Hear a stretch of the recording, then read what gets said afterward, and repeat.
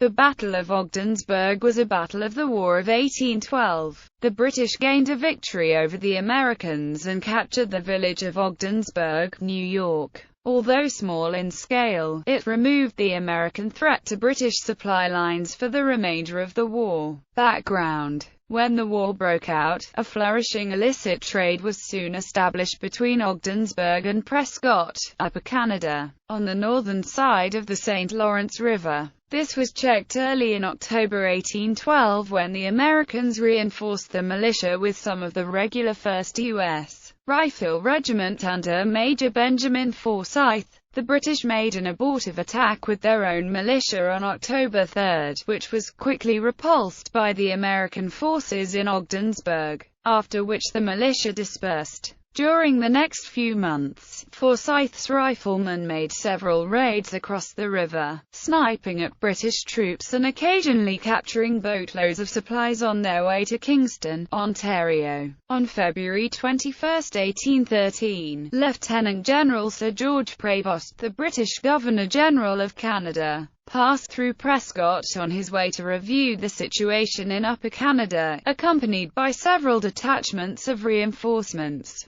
He appointed Lieutenant Colonel Red George MacDonell as commandant of British troops in Prescott and left him instructions that he was to attack Ogdensburg only if the Americans weakened their garrison. MacDonell had other ideas. With the extra troops temporarily available, he determined to seize the opportunity. He planned for a company of the Glengarry Light Infantry, 70 militia and some light guns mounted on sleighs to make a frontal attack on the fort which housed Forsyth's riflemen. The main column, consisting of 120 men of the 8th, 30 of the Royal Newfoundland Fencibles and 230 of the local militia flank companies, would cross the river lower down and attack from the flank. Battle. The Americans were used to seeing British troops drilling on the frozen St. Lawrence and were taken by surprise when they suddenly charged. The riflemen in the fort held out against the frontal attack, mainly because the British guns became stuck in snowdrifts, and American artillery,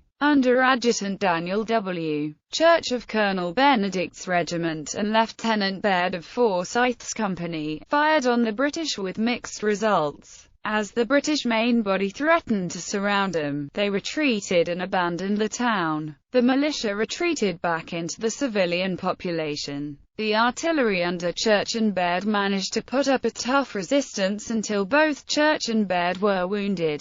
The British then took control of the town. The British burned the boats and schooners frozen into the ice, and they carried off artillery and military stores. There was some looting of private property, but some of the plundered goods were later returned. Casualties. The British casualty return listed 2 British regulars, 2 Glengarry Light Infantry and 2 militiamen killed, 12 British regulars, 12 Glengarry Light Infantry and 20 militiamen wounded, for a total of 6 killed and 44 wounded. Lieutenant Colonel MacDonell reported that 20 Americans were killed and 70 captured, of whom many were wounded. An American account gave their loss as 26 killed and wounded and about 60 taken prisoner, a figure which suggests that only 6 of the wounded men escaped capture. Aftermath. After the British withdrew, the Americans did not re-garrison Ogdensburg. The British were able to purchase supplies from Americans' merchants there for the remainder of the war. The Ogdensburg area may have been populated by more Tories and Federalists than was previously thought.